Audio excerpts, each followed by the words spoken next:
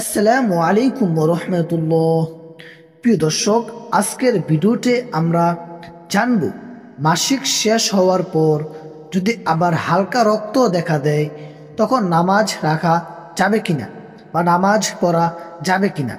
প্রিয় দর্শক, অনেক বোনেরা এই বিষয়ে বিভ্রান্ত হন, তাই চলুন সহজ ভাষায় ইসলামের বিধান বুঝি। মাসিকের সময়কাল। ইসলামের নারীর মাসিকের সর্বনিম্ন সময় হলো 3 দিন এবং সর্বোচ্চ 10 দিন। এই সময়ের মধ্যে যে কোনো রক্ত মাসিক হিসাবে গণ্য হবে। মাসিকের শেষ হলে নামাজ। যদি মাসিকের শেষ দিনে গোসল করে থাকেন তবে সাধারণতভাবে নামাজ আদায় শুরু করতে পারবেন। প্রিয় দর্শক, অনেক সময় দেখা যায় মাসিক শেষের পর হালকা রক্ত বা দাগ দেখা দিতে পারে।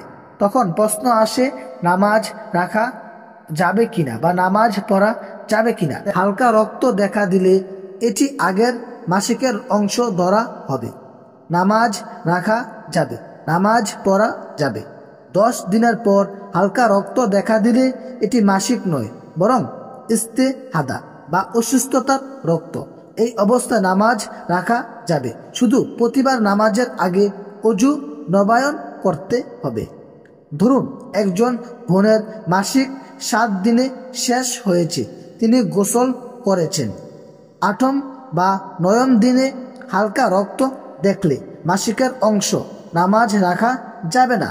11তম দিনে হালকা রক্ত দেখলে ইস্তেহাদা, নামাজ রাখা যাবে। মাসিকের 10 দিনের ভিতরে হালকা রক্ত, নামাজ বন্ধ। 2. মাসিকের 10 দিনের পরে হালকা রক্ত, নামাজ পড়া যাবে। 3. প্রতিবার নামাজের আগে অজু নয়ন করতে হবে। প্রিয় দর্শক, এই বিষয়টি জানা খুবই গুরুত্বপূর্ণ। অনেক ভুলভাবে নামাজ বন্ধ বা রাখেন। সঠিক জ্ঞান থাকা দরকার। আল্লাহ তাআলা আমাদের সকলকে সহি জ্ঞান দিয়ে আমল করার তৌফিক দান করুন। আমিন।